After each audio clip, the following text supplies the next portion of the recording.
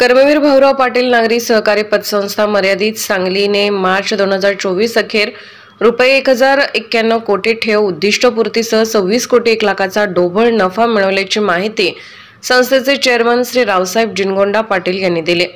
संस्थेच्या मार्च 2024 अखेर प्रगतीदर्शक आकडेवारीची माहिती देण्यासाठी आयोजित केलेल्या पत्रकार परिषदेत ते बोलत होते।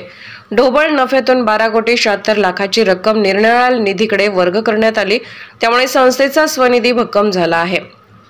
आर्थिक वर्षात संस्थेच्या ठेवीमध्ये 191 कोटीच्या भरघोस वाढ होऊन संस्थेच्या ठेवी रुपये 1091 कोटी झाल्या आहेत। आर्थिक वर्षात कर्जामध्ये 186 कोटीची वाढ होऊन रुपये 811 कोटीचे कर्ज वाटप झाले आहे। संस्थेची गुंतवणूक 370 कोटी आहे। संस्थेचे खेळते भांडवल 1288 कोटी असून संस्थेचा एकूण व्यवसाय 1902 कोटी झाला आहे।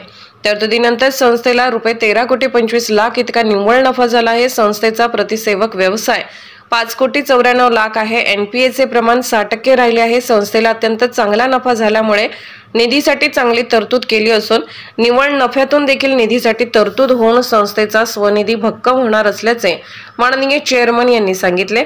यावेळी संस्थेचे vice chairman doctor Ashok Anna Sakade, संचालक advocate SP Magdum, doctor Ramesh Vasantrao Dhabu, AK Chougale, Vasantrao Dhulappanna Navale, doctor SB Patil, Chetan Appasaheb Patil, संचालिका श्रीमती भारती आप्पासाहेब चोपडे, तज्ञ संचालक नरेंद्र आनंदा खाडे, लालासो भाऊसो थोटे, मुख्य कार्यकारी अधिकारी अनिल श्रीपाळ मगदूम यांच्यासह संस्थेचे अधिकारी उपस्थित होते।